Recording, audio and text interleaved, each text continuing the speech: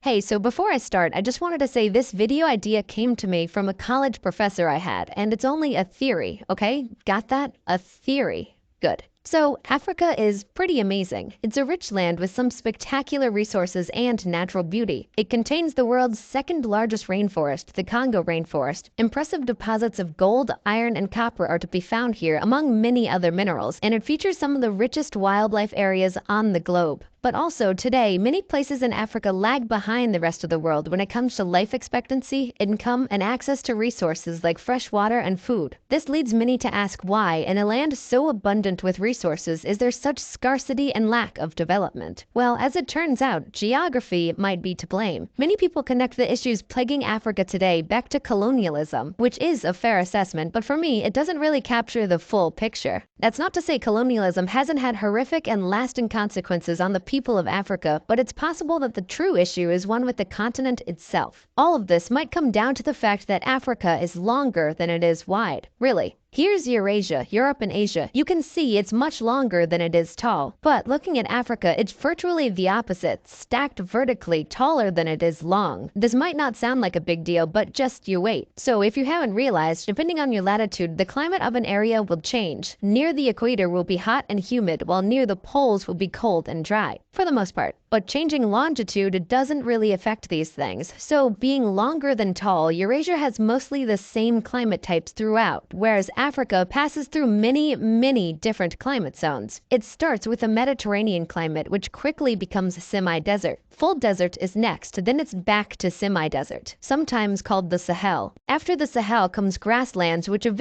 finally become forest. At this point, we have crossed over the equator and we begin to find more grassland, then more semi-desert, another full desert, and then finally back to the Mediterranean climate we found at the northern tip of the continent. Then add in features like highland climates, where there's highland arid, semi-humid, and humid, and you have a very fractured landscape. Compare this to Eurasia, which has a polar climate, a temperate climate, a small Mediterranean climate, a desert, and a tropical zone. There are some alpine areas as well, most notably the Himalayas, but even still you can see these massive areas of single climates form, and each one roughly corresponds with a powerful area. So the eastern temperate zone became China, while the tropical zone to the south became India. The desert became the Muslim Empire, and the western temperate region became the powers of Europe. The Mediterranean also roughly corresponds with the heart of the Roman Empire. What all of this shows is that large areas of the same climate allow civilizations to unite, grow, and thrive. This happens because people who live in a single climate survive by farming and hunting the same foods, experience the same hardships, and therefore live very similar lives. This allows them to interact with each other, forming a common language and systems of interaction like trade and defense from outsiders. They develop the same lifestyle and end up sharing a common culture without even trying. In short, climate unites people through culture. It's interesting to think that the reason the Roman Empire failed was because of invaders from the north who lived in a different climate zone and therefore held different values and cultures than the Romans who tried to conquer them. And the Mongols who invaded China never permanently ruled, also being from a different climate zone, while they did have great success conquering westward, where the climates were roughly the same. It seems these places were destined to remain independent in large part due to their unifying geography, which made them resilient to outside forces. But in Africa, you didn't really get this. Of course, some empires emerged. States like Egypt and Mali experienced times of great power and prosperity. But Egypt was locked to the Nile and was never capable of expanding much beyond the river valley. And Mali straddled the narrow Sahel region between the Sahara and the tropics, which was much larger centuries ago but still limited. Beyond their lands, they found people with vastly different lifestyles and cultures who would resist assimilation by different cultures, and they became trapped by their own climate, unable to expand and develop further. A map of individual African culture groups would look something like this, with thousands of tribes and clans, each one distinct and therefore opposed to joining forces to resist all outside powers. This also caused small tribes to never develop much trade beyond their neighbors, and therefore new ideas and technologies could not easily diffuse through Africa the same way they had between Europe, the Middle East, and Asia. That's not to say Africa didn't have innovations of its own, and actually many of mankind's earliest advancements in language, medicine, architecture, and mathematics came from Africa. But without large-scale exchange throughout the continent and with other civilizations, these advancements were impeded and the numerous tribes of Africa fell behind technologically. By the 16th century, Africans were confronted by people who had benefited from a unifying geography and trade with distant lands. They wielded guns, sailed on massive ships, and completely overpowered local populations. Africans fell victim to harsh colonial rule while foreign powers competed to take advantage of the land that had doomed its own inhabitants. Because Europe was smaller and relatively poor in resources, Europeans were forced to seek outside their own lands to advance their civilizations. So geography both caused the Africans to lag behind and also encouraged Europeans to push out beyond their own lands. Then the colonizers grouped the people into arbitrary borders. So desert tribes could be paired with a Sahel and a forest tribe and told they were one, like in the modern country of Mali. This, of course, led to internal issues within basically every African nation. Dissension and civil war has followed in nearly every state since colonization. And you can see the countries that have had the most success today are the ones that lucked out and ended up with borders that coincided with the natural climate zones. These included nations like Ethiopia, which for the most part is humid and mountainous and managed to maintain independence throughout colonization, Egypt, which is all desert surrounding a single river with a long history of unity, and South Africa, which is mostly semi-arid Mediterranean climate, and where it wasn't, they allowed the tribes to stay independent, like this nation of Lesotho, smack dab in the middle of the country.